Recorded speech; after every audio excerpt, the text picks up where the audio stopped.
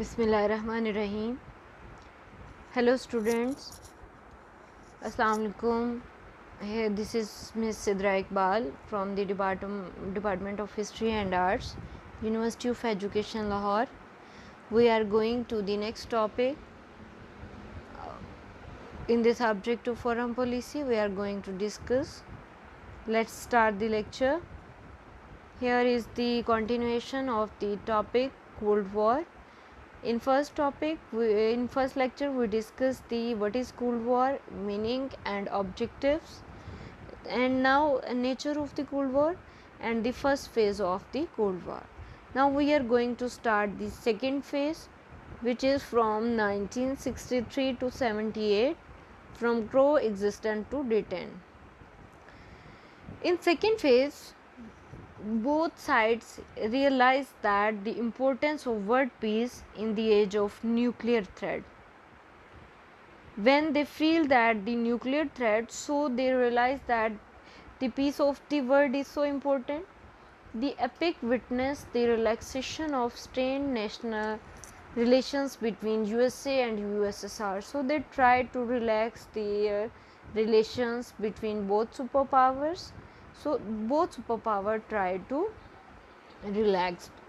The Cold War was fought and moderated inwards at summit meetings between the leader and in treaties summit that began the losing of attention as attained. So the words are in moderated in words. जब कोई भी meetings होती थी, बड़े बड़े जो दोनों super powers के लीडर्स हैं, कोई भी सुमित होता था या कोई भी टेरिटरीज से की जाती थी, तो ये इसमें मतलब होने लगा आहिस्ता आहिस्ता जो है ये डिटेंट की तरफ हुआ, क्योंकि उन्होंने रियलाइज़ किया कि जो बोथ पावर्स हैं, जो दोनों सुपर पावर्स थी, तो वर्ल्ड पीस जो है न्यूक्लियर थ्रेट के अंदर वो बहुत ज़्यादा ज़रूरी है. तो उन्होंने अपने रिलेशंस पर फोकस किया. Detent is the name given to a period of improved relation between the United States and the Soviet Union that began tentatively in 1971 and took decisive form when President Richard M. Nixon visited the Secretary General of the Soviet Communist Party, Leonid I. Brezhnev in Moscow, May 1972. मतलब ये वो period है जब दो बड़े leader Richard M Nixon और Leonard आई Brezhnev जो है वो 1972 में मई में मॉस्को में उनकी मुलाकात होती है. तो they took decisive decision for the relaxation in their relations. Extended detent, a strategy that seeks to deter an enemy from attacking one's allies.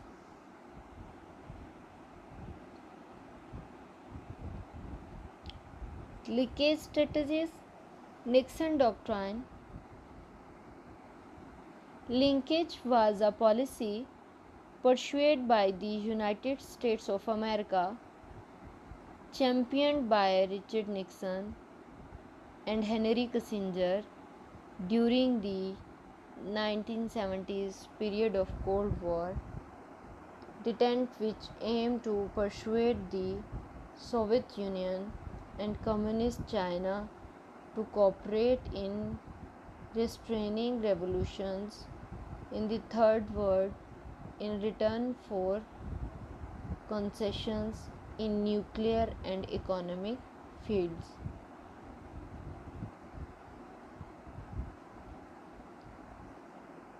So, in 1963, a problem which they have to face is Cuban Missile Crisis. Decisively established hotlines between the two superpowers. Cuban missile crisis basically Russia जो है उसने Cuba के अंदर अपने missile जो हैं वो कर लिए थे। क्यूबा यूएसए के बिल्कुल करीब एक मुल्क है, ठीक है। तो वो यूएसए से डर गया था और यूएसए ने उसको अल्टीमेटम दिया कि आप इसको यहाँ से हटाएं, क्योंकि वो रशिया का वो ये एम समझ रहे थे कि वो क्यूबा के ज़रिए यूएसए को अटैक करना चाहते हैं। तो they gave them ultimatum that यहाँ से रिमूव करें, अदरवाइज़ हम रशिया पर अटैक करेंगे। Linkage strategy 1963, both agreed to only use underground test for nuclear explosions. अब लिमिटेड टेस्ट बैन ट्रीटी, अब जो टेस्ट थे अब उसके लिए भी दोनों के दरमियान एक एग्रीमेंट होता है कि लिमिट टेस्ट बैन ट्रीटी के नाम से जो मशहूर हुआ। Improvement of mutual relations between China and America in 1971, अब दोनों के दरमियान, चाइना और अमेरिका के दरमियान 1971 में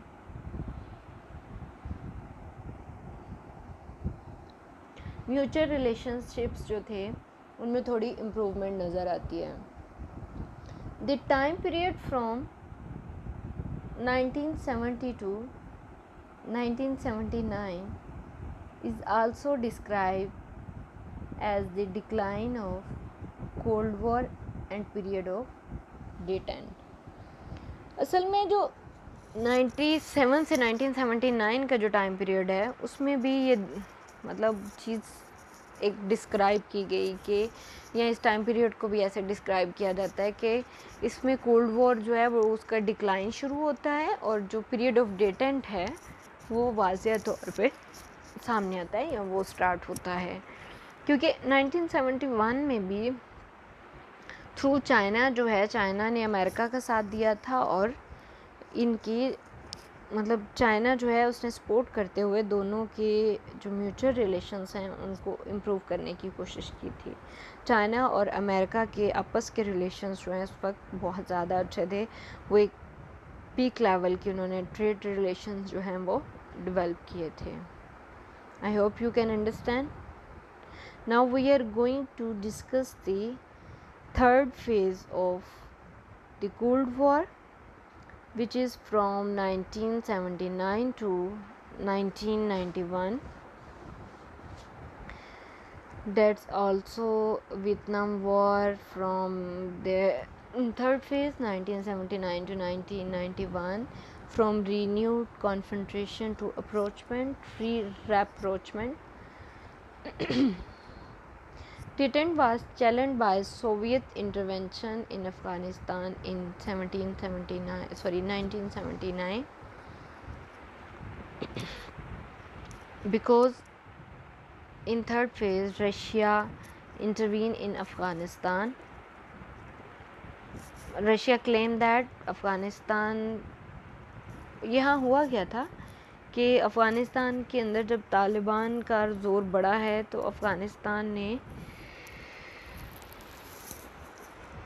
रशिया से मदद मांगी, क्योंकि अफ़गानिस्तान रशिया का मतलब एक अलाई इन अ सेंस, और मतलब उनका आपस में एक सपोर्ट था। तो उस वजह से अफ़गानिस्तान ने इनको कहा कि आप इंटरवीन करें, क्योंकि अफ़गानिस्तान के अंदर की जो सिचुएशन है वो ख़ासी ख़राब हो रही है। तो Carter doctrine January 1980 declaring US willingness to use force if necessary to protect US interest in the Persian Gulf. अब यहाँ पे यूएसए को एक गलत फहमी होती है, वो ये समझते हैं कि सोवियत इंटरवेंशन जो अफ़गानिस्तान में है ये बेसिकली पर्शियन गोल्फ में यूएसए के इंटरेस्ट को अटैक करने की कोशिश की जा रही है। तो उन्होंने कार्टर डॉक्ट्राइन लेकर आए जिसमें उन्होंने क्लियरली कहा कि हम मुकम्मल तौर पे फोर्स यूज़ करेंगे पर्शियन गोल्फ के अंदर यूएसए के इंटरेस्ट को प्रोटेक्ट करने के लिए। अब यूएसए का ख्याल ये था कि रशिया जो है वो अफ़गानिस्तान में इंटरवीन करके बेसिकली यूएसए के जो इंटरेस्ट हैं उनको नुकसान पहुंचा रहा है। दैट्स वाई उसने कहा कि अगर और ये अपने पर्शियन गोल्फ के अंदर यूएसए का ख्याल था कि रशिया पर्शियन गोल्फ के अंदर अपनी जो स्ट्रेंथ है उसको बढ़ाना चाह रहा है। एक कंट्री के साथ जो है एक आज़ाद मुल्क में ये इंटरवीन करके उस पर कब्ज़ा करके ये पर्शियन गोल्फ में अपनी जो स्ट्रेंथ है उसको बढ़ा रहा है, और इससे जो यूएसए के इंटरेस्ट हैं उनकी प्रोटेक्शन के लिए यूएसए ने विलिंगली फोर्स यूज़ करने के लिए विलिंग था। ये एक उसने कार्टर डॉक्ट्राइन में डिक्लेयर किया। 1980 Summer Olympic of Moscow were boycotted by more than 60 countries to protect the Soviet invention in Afghanistan. अब सोवियत यूनियन का जो इंटरवेंशन था in Afghanistan, it also protested by the in protest against it. 60 countries protest and they boycotted the Summer Olympic of Moscow in 1980. In 1983, Ronald Reagan branded USSR as evil empire. Ronald Reagan ने branded किया या मतलब उसको कहा कि USSR जो है वो एक इवल एम्पायर है। वो कैसे एक आज़ाद मुल्क के अंदर अफ़गानिस्तान जो एक मुकम्मल स्टेट है, आज़ाद स्टेट है, उसके अंदर इंटरवीन करके उसके इंटरनल मैटर की वजह से, तो इस वजह से उन्होंने यूएसएसआर को एक इवल एम्पायर का ख़िताब दिया। 1984 The year saw another boycott of the Summer Olympic held in Los Angeles. Near 40 countries abstained from the Olympics. तकरीबन 14 मुल्क जो हैं उन्होंने ओलंपिक से बाहर हो गए, उन्होंने बायकॉट किया। बेसिकली ये अफ़गानिस्तान पर जो अटैक था, इंटरवीन था अफ़गानिस्तान में, ये वर्ल्ड वाइडली बायकॉट मतलब प्रोटेस्ट किया गया इसके ख़िलाफ़। वर्ल्ड वाइडली लोगों ने इसको क्रिटिसाइज़ किया। तो यूएसएसआर में भी रोनाल्ड रेगन ने भी ब्रांड किया यूएसएसआर को एज इवल एम्पायर। तो यूएसएसआर को अच्छा खासा एक जो क्रिटिसिज्म है उसका सामना करना पड़ा। Reagan doctrine, US pledge to support anti communist insurgents and overwhelm the global influence of Soviet Union during the final year of Cold War. US जो है अब वो सपोर्ट कर रहा था एंटी कम्युनिस्ट सर्जेंट्स को, ओवरवेलम कर रहा था the global influence of Soviet union during the final year of cold war. Changes in Russia, Mikhail Gorbachev assumed the leadership of Soviet Union. He resolved to reduce the tension between the East and West and between the East and West. अब Mikhail Gorbachev ख़ास तौर पे Russia ने जो intervene किया था अफ़गानिस्तान के अंदर, एक तो वो वर्ल्ड वाइडली क्रिटिसिज्म भी रशिया को सहना पड़ा, और इस वजह से रशिया के जो इंटरनल प्रॉब्लम्स हैं वो बहुत ज़्यादा बड़े। इंटरनली रशिया को एक क्रिटिसिज्म मिला। मिखाइल गोर्बाचेव जो है उसने try to resolve to reduce the tension between east and west. Mikhail Gorbachev as early as the mid 1980s set in motions two domestic processes: Galsonist political openness and economic restructuring. उसने लोगों को basically ये point दिया कि they have the right to political openness and economic reconstruction. Gorbachev domestic reforms also led to change in the orientation of Soviet foreign policy. अब Gorbachev जो हैं इन्होंने रिफॉर्म, जो डोमेस्टिक हम कहते हैं इंटरनल रिफॉर्म्स, जो रशिया के अंदर रिफॉर्म्स की, उन्होंने सोवियत की फॉरेन पॉलिसी की भी ओरिएंटेशंस को चेंज किया। He suggested that numbers of the UN Security Councils should become the guarantor of regional security. कहा कि जो यूएन सिक्योरिटी काउंसिल है उसको रीजनल सिक्योरिटी की गारंटी देने के लिए ग्रंटर बनना चाहिए, जस्ट किया। December 1991 disintegration of Soviet Union into independent republic. अब सोवियत यूनियन को जो है वो डिसइंटीग्रेशन हो गई उसकी into independent republic. So the post cold war, the fall of Berlin wall, it symbolize the end of the cold war. अब एक नया मतलब वो जो होता है उसमें जो बेसिकली जो गोरबेच अंदर पॉलिसीज कर रहा था, जो एक नई पॉलिसीज हुई थी, उसकी वजह से अच्छा खासा जो है वो सोवियत यूनियन वीक होता है और वो इंडिपेंडेंट हो जाता है और यूएसएसआर टूट जाता है, जिसकी वजह से यूएसएसआर जो है वो टूटने की वजह से जो वो वीक हो जाते हैं। अब यहाँ पे जो मेन फैक्टर समझा गया कोल्ड वॉर के ख़त्म होने का वो थी फॉल ऑफ बर्लिन वॉल। वो वॉर जो फर्स्ट फेज़ में हमने पढ़ा कि वॉर बनाई गई थी वो अब आके यहाँ पे ख़त्म होती है और it symbolize that the end of the cold war. New world order came, एक नया जो है वर्ल्ड ऑर्डर बनता है। The deeper reality of the new world order was the United State emergence as the single greatest power in the world. कि जो USA है वो न्यू वर्ल्ड ऑर्डर जो है उसके मुताबिक यूनाइटेड स्टेट्स की इमरजेंस होती है as the single greatest power in the world. USSR टूट जाता है, रशिया कमज़ोर हो जाता है और रशिया सुपर पावर नहीं रहता और यूएसए जो है वो कैपिटलिज्म थेरी के साथ पूरी दुनिया में प्रिवेल करता है, जो कि अभी तक एग्जिस्ट कर रही है और यूएसए जो है वो सुप्रीम सुपर पावर बनता है पूरी दुनिया का। अब यहाँ अगर देखा जाए थोड़ा सा हम इसको अगर सम अप करें या हम कंक्लूजन की तरफ जाएं तो सबसे बड़ा जो प्रॉब्लम फेस करना पड़ा वो था या वो सबसे बड़ी गलती जो थी वो यूएसएसआर की थी टू इंटरवीन इन अफ़गानिस्तान। इसने वर्ल्ड वाइडली इसको क्रिटिसिज्म का एक तो शिकार किया और दूसरा वो बुरी तरह से जो है इंटरनली प्रॉब्लम भी क्रिएट हुई, ठीक है।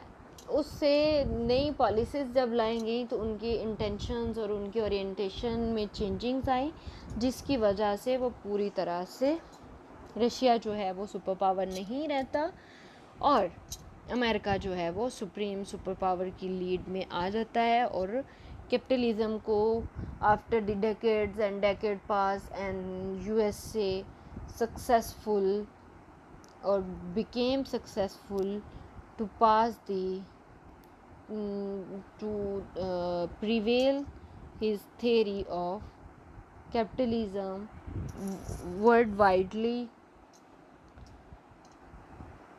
So this is the Cold War, which we have to divide, which we divided into two lectures. We discussed what is Cold War, the first phase, the second phase and third phase, and the end of the war. And at the end of the war the USA became the super power of the world, and they also created problem for Afghanistan. But when USSR intervened in Afghanistan, USA used it as a conflictual that a free state does not need the intervention of USSR, but USSR broke, and these all elements gave the benefit to the USA, and USA became the sole superpower of the world. I hope you can understand, students. If you have any problem, if you have any query, if you have any doubt while listening the lecture, you can text me or you can ask me anytime. I'm here for you I hope you understand the Cold War, which is just a wordy war. There is no weapon use. So, hopefully, you will get the concept. I hope you can understand. Khuda Hafiz.